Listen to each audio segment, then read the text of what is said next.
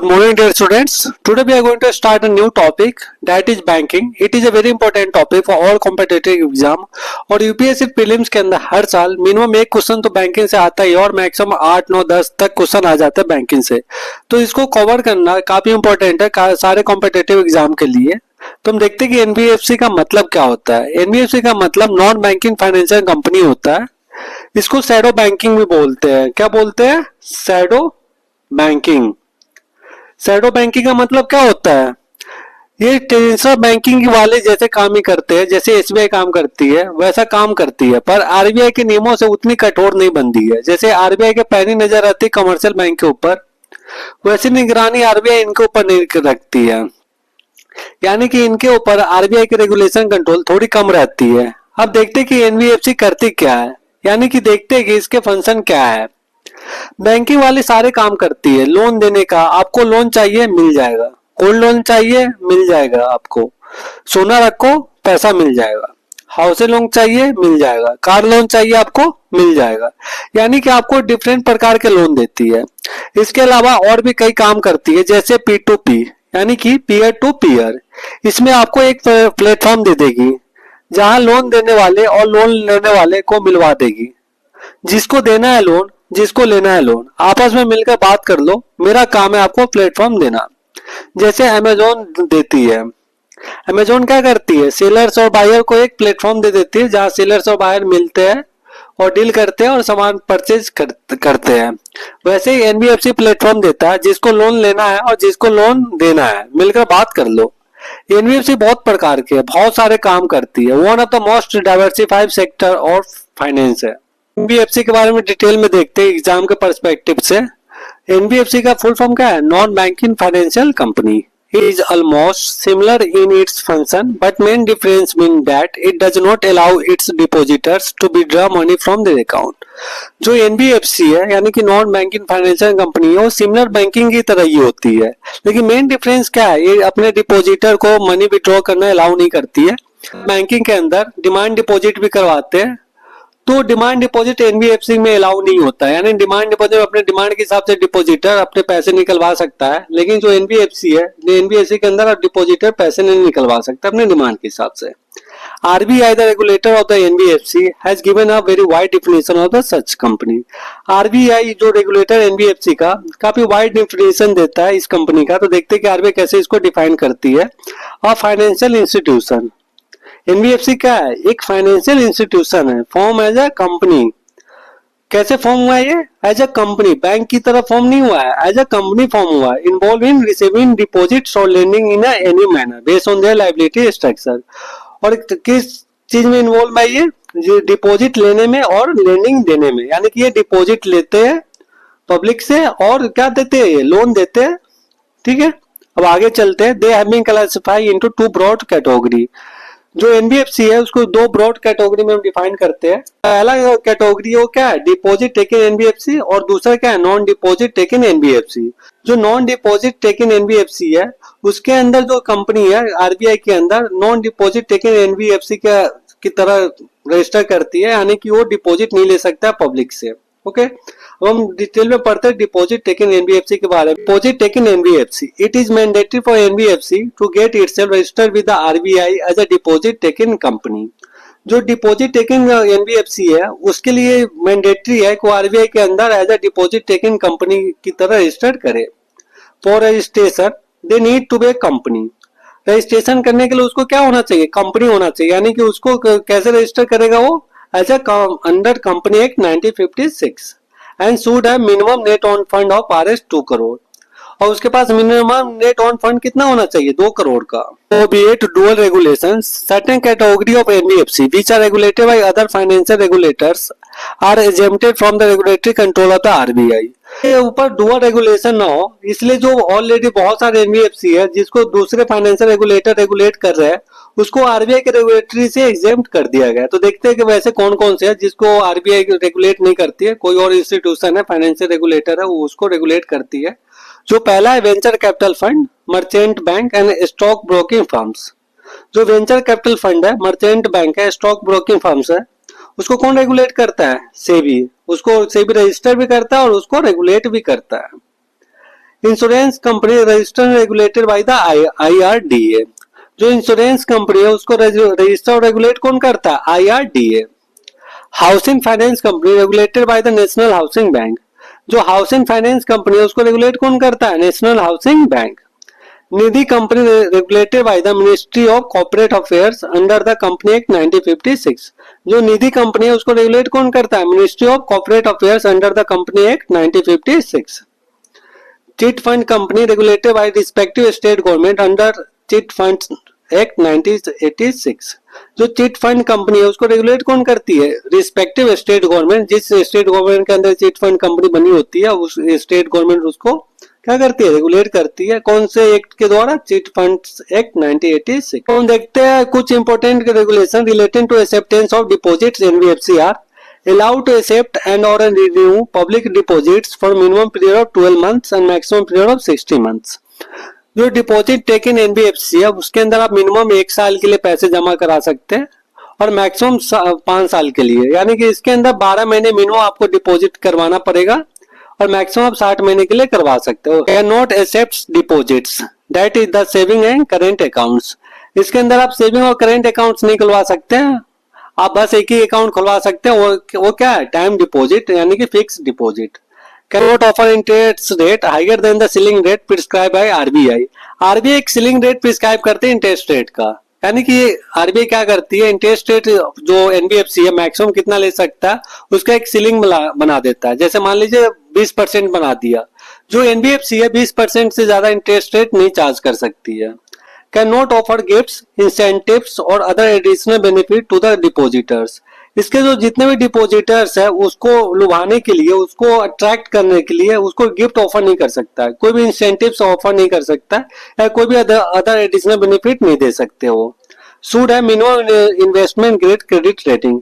इनके देश के अंदर बहुत सारे क्रेडिट रेटिंग है, वो क्या करती है? जो कंपनियां है उसको क्रेडिट रेटिंग देती है उसके फंक्शन के हिसाब से, कितना अच्छा परफॉर्म कर रहा है उसके हिसाब से। तो जो एनबीएफसी है उसके अंदर मिनिमम क्रेडिट रेटिंग होना बहुत जरूरी है। The deposits are not insured.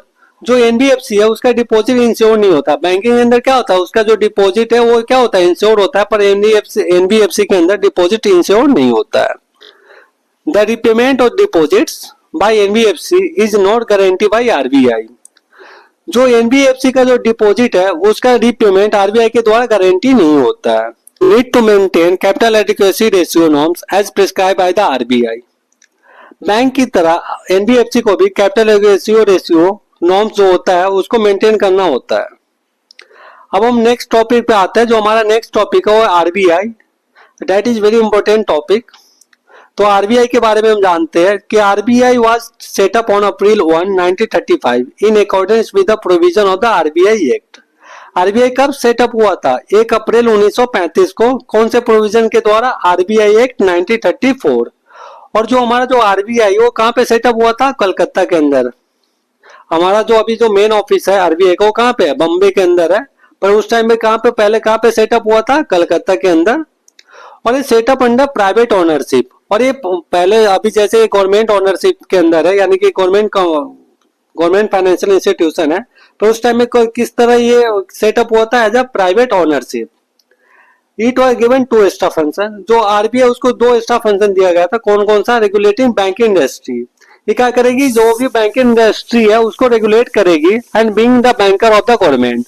और एक और क्या रहेगा? ये जो गवर्नमेंट है उसका बैंकर रहेगा। 1949 the RBI was nationalized and after nationalization it stopped being a bank in technical sense as it stopped accepting deposits from general public।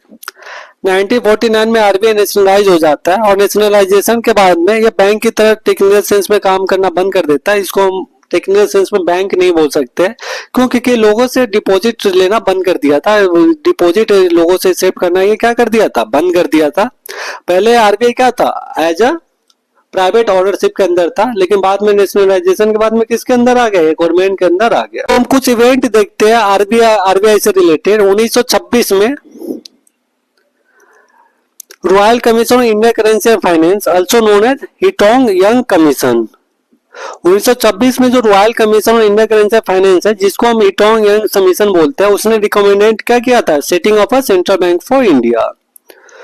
तो 1926 के अंदर क्या होता है, जो royal commission on Indian currency and finance होता है, जिसको मीटोंग यंग कमीशन भी बोलते हैं, वो रिकमेंड करता है कि सेंट्रल बैंक सेटिंग करने के लिए 1934 में central legislative assembly accepted the recommendation and pass the reserve bank of India act 1934। 1934 में क्या होता है, जो सेंट्रल लेजिस्लेटिव असेंबली है वो एक्सेप्ट कर लेता है इसका रिकमेंडेशन और reserve bank of India act 1934 पास हो जाता है। 1935 में क्या होता है, as per the provision of the RBI act, जो 1984 में जो आरबीआई एक्ट बना हुआ था, आरबीआई कलकत्ता के अंदर एस्टेब्लिश हो जाता है और अपना ऑपरेशन 1 अप्रैल 1935 से शुरू कर देता है।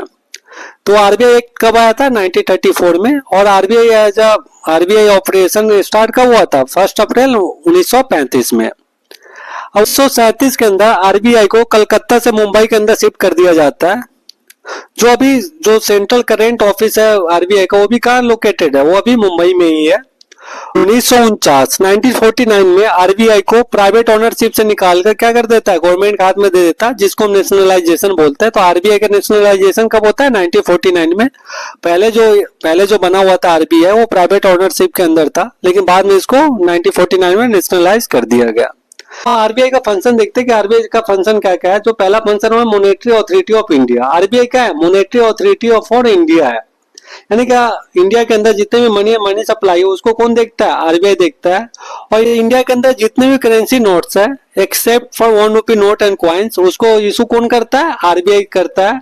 और जो 1 रुपये की नोट है और क्वाइंस ऑफ ऑल डिनोमिनेशन, उसको मिंट एंड इशू कौन करता है, मिनिस्ट्री ऑफ फाइनेंस। और इसके ऊपर किसका साइन रहता है, फाइनेंस सेक्रेटरी का। इंडिया के अंदर आरबीआई कौन से सिस्टम के अंदर इशू करता है currency, minimum reserve system. Minimum reserve system में क्या होता है कि मिनिमम इतना एसेट्स आपको आरबीआई में रखना है, उसके अगेंस्ट में जितना चाहे उतने पैसे छाप सकते हैं। तो इंडिया के अंदर की मिनिमम 200 करोड़ का आपका गोल्ड या फॉरेन एक्सचेंज रिजर्व आपको रखना है आरबीआई के अंदर, उसके अगेंस्ट में जितना चाहे उतना पैसे आप इशू कर सकते हैं। दूसरा फंक्शन क्या है, regulator supervisor of the financial system. जो इंडिया के अंदर जो फाइनेंशियल सिस्टम है उसके अंदर सारे रेगुलेशन और जो सुपरवाइजिंग का काम होता है वो कौन करता है, आरबीआई करता है। आरबीआई क्या है, करेंसी अथॉरिटी है। इंडिया के अंदर जो करेंसी अथॉरिटी है वो कौन है, आरबीआई है। इंडिया के अंदर जितने भी जो पेमेंट सिस्टम है, सेटलमेंट सिस्टम, उसको देख रेख कौन करता है, आरबीआई करता है। आरबीआई और क्या फंक्शन है आरबीआई का, मैनेजर ऑफ फॉरेन एक्सचेंज। जो इंडिया के अंदर जो जितने भी फॉरेन एक्सचेंज है उसको हम आरबीआई का नेक्स्ट फंक्शन देखते हैं। आरबीआई का जो नेक्स्ट फंक्शन है, banker of the government and banks. जो आरबीआई उसको last resource of the banks भी बोलते हैं। जब बैंक के पास और कहीं भी लोन लेने के लिए वो नहीं रह पाता है तो लास्ट में किसके पास जाते हैं, आरबीआई के पास जाते हैं। और जो आरबीआई उसको बैंकर ऑफ द गवर्नमेंट भी बोलते हैं। आरबीआई का नेक्स्ट फंक्शन क्या है, आरबीआई का next function as a developmental function भी देखते हैं। RBI as a developmental function भी वर्क करता है। इसके लिए आरबीआई ने बहुत सारे डेवलपमेंटल बैंक भी खोले हैं, जैसे आईडीबीआई हो गया, आपका सीडीबी हो गया, नबार्ड हो गया, एनईडीबी हो गया। एनईडीबी मतलब north eastern developmental banks, Exim bank हो गया, एनएचबी हो गया, नेशनल हाउसिंग बैंक। और ग्रेजुअली क्या हो गया, the ownership of the this bank is transfer from RBI to the government. और ग्रेजुअली जो इसका ऑनरशिप है आरबीआई से गवर्नमेंट ऑफ इंडिया को ट्रांसफर कर दिया गया। स्ट्रक्चर है उसके अंदर पहला जो है ऑफिशियल डायरेक्टर्स है, तो उसके अंदर governors and not more than 4 deputy governors, जिसके अंदर गवर्नर होता है और 4 से ज्यादा डिप्टी गवर्नर्स नहीं हो सकते हैं। नॉन ऑफिशियल डायरेक्टर्स में कौन होते हैं, 10 नॉमिनेटेड फ्रॉम वेरियस फील्ड्स। जो वेरियस फील्ड्स है उससे 10 नॉमिनेटेड होते हैं और 2 गवर्नमेंट ऑफिशियल होते हैं। और इसके अंदर 4 डायरेक्टर भी होते हैं जो come in from the 4 local boards of RBI. जो आरबीआई का जो 4 लोकल बोर्ड्स है उसके अंदर से 4 डायरेक्टर होते हैं, also known as सब ऑफिस भी बोला जाता है। और ये कहाँ पे है, चेन्नई में है, कोलकाता में, मुंबई में, दिल्ली में है। आप इसको कहीं पे नोट डाउन कर लीजिए, काफी इंपॉर्टेंट है। और आपको एक इंपॉर्टेंट बात बता दें, अगर आपको ये क्लास का पीडीएफ चाहिए तो हमारे सिंह सर स्टडी आईएएस करके टेलीग्राम चैनल है, आप वहां पे जाएंगे तो आपको सारे पीडीएफ मिल जाएगा सारे सब्जेक्ट का। और आपको एक इम्पोर्टेंट है, 2025 के लिए हमने आईएएस फाउंडेशन कोर्स लॉन्च किया है, जो कोर्स फ्री ऑफ कॉस्ट है, जिसके अंदर कोई भी हिडन चार्ज आपसे नहीं लिया जाएगा। और इसके अंदर आपको फ्री मेंटरशिप प्रोग्राम भी दिया जाएगा। और फ्री मेंटरशिप प्रोग्राम के अंदर आपको जितने भी फैकल्टी मिलेंगे वो सब पहले आईएएस के इंटरव्यू दे चुके हैं। तो please like and subscribe the channel, और जितना हो सके उतने लोगों में आप इसको शेयर करें, ताकि जो लोग हैं जो दिल्ली फाउंडेशन कोर्स लॉन्च किया है जो of course free of cost है, जिसके अंदर कोई भी हिडन चार्ज आपसे नहीं लिया जाएगा। और इसके अंदर आपको फ्री मेंटरशिप प्रोग्राम भी दिया जाएगा, जिसके अंदर जितने भी फैकल्टी है पहले आईएएस का इंटरव्यू दे चुके हैं। तो please like and subscribe the channel और जितना हो सके उतने लोगों में आप शेयर करें। अब हम क्लास पे आते हैं। हमारा जो नेक्स्ट टॉपिक है वो है आरबीआई सब्सिडरी। हम देखते हैं कि आरबीआई के कौन कौन से सब्सिडरी है। जो आरबीआई के वो 4 फुली ओन सब्सिडरी है, जिसके नाम क्या क्या है, deposit insurance and credit guarantee corporation of India, जिसको डीआईसीजीसी भी बोलते हैं, प्राइवेट लिमिटेड, जिसको बीआरबीएनएमपीएल भी बोलते हैं। दूसरा क्या है, भारतीय रिजर्व बैंक नोट मुद्रण प्राइवेट लिमिटेड। जो थर्ड है वो क्या है, reserve bank information technology private limited, जिसको REBIT भी बोलते हैं, यानी कि रेबिट बोल सकते हैं हम इसको। जो फोर्थ है वो Indian financial technology and allied service, जिसको IFTS बोलते हैं। And expert capital framework was set up by the RBI headed by Bimal Jalan in 2019। 2019 के अंदर एक कमेटी बनती है इकोनॉमिक कैपिटल फ्रेमवर्क के ऊपर, जिसको हेड कौन करता है, Bimal Jalan, which could advise the manner in which it should share surplus capital with the government। और ये एडवाइज करेगी, ये जो कमेटी है क्या एडवाइज करेगी, जो सरप्लस कैपिटल है आरबीआई का वो गवर्नमेंट के बीच में कैसे शेयर होगा। On the advice RBI transfer amount of RS 1.76 lakh crore to the government. और इसके एडवाइस पे जो